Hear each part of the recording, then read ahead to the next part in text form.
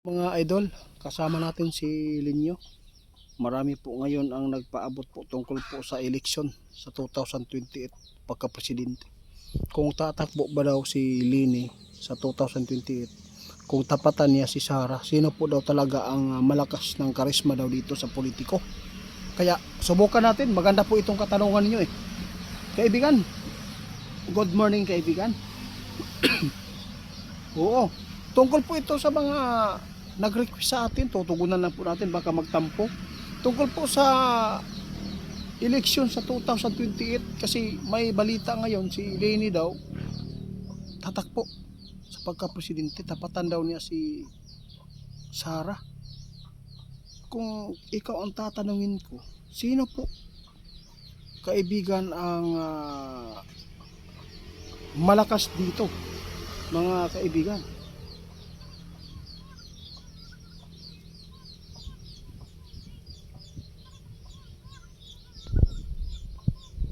Na mga idol, hindi pwedeng magkampante daw si Sara Duterte dito kay Leni Robredo. Wala ka, bakit? Totoo kaibigan? Oo. Guys, kahit itapat pa si Hontiveros, kung sakali man tumakbo, talo talaga si Hontiveros ni Leni. Pero kay Sara Duterte, delikado din po si Sara Duterte dito kay Leni Robredo. Dahil po alam po ninyo mga idol, si Leni, no, namuno na noon yan eh, sa pagka-vice president. Di ba, delikado talaga. Pero kaibigan, gusto ko malaman, sino po talaga ang mananalo dito kung sakali man? Ha?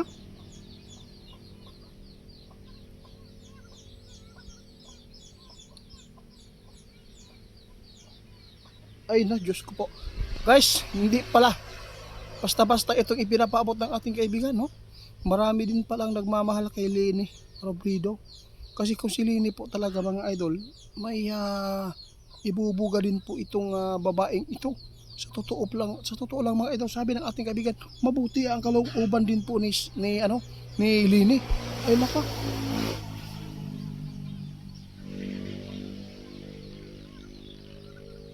Laka.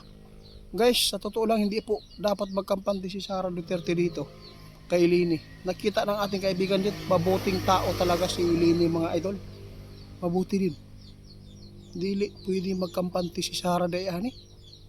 Kay muraog delikado si Sara ani mga idol.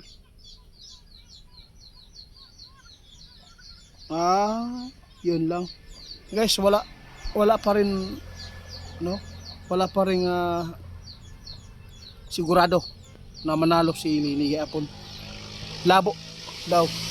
Dahil po napakarami talagang nakita si kaibigan na nagmamahal pa rin kay Sara Duterte kahit ilang impeachment po ang inihain at ilang mga issue ang pinalabas sa social media ngayon. Pero hindi pa rin daw magkampante. Nakita pa rin ni kaibigan mga idol na mahihirapan pa rin daw si Leni dito. No? Pero kaibigan, kung ikaw tatanungin ko, o yun po, kung ikaw tatanungin ko, kung manalo si Leni, okay lang po ba kayo?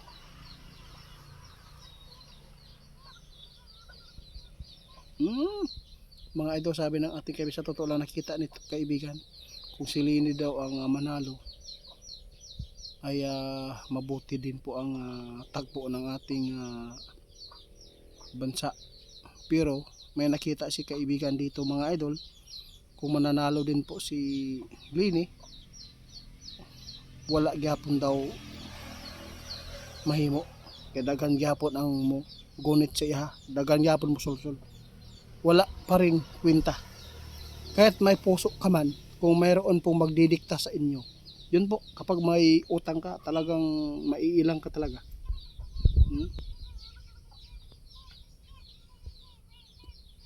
Grabe ang bait ni kaibigan ninyo mga idol. Okay lang din po siya na si Leni ang manalo, no? Kasi nakita din po niya ang kabutihan nito. Pero aanhin mo naman pa rin kung manalo siya, kung ang katandem niya, kung may magdidikta pa rin, wala pa rin kwenta. sabi ng ating kaibigan. Pero si Sarah, kaibigan,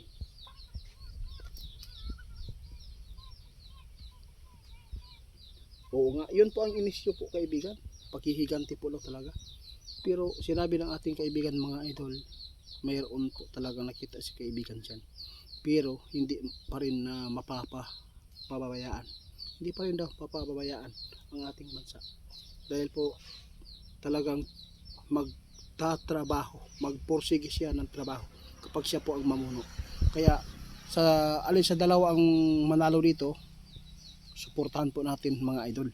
Dahil lahat po nakikita ng ating kaibigan na mabuti talaga si Lini din. Ang problema lang dito sa yung magdidikta ba. No? Ayun po, sabi ng ating kaibigan, okay daw siya. Pero doon kay Sarah, okay din po si kaibigan. Kahit mayroon pong paghihiganti, no? Satisfied pa rin daw ang taong bayan sa serbisyo nito. At mayroon talagang magandang mangyayari. Nasa inyo na lang kung maniniwala kayo.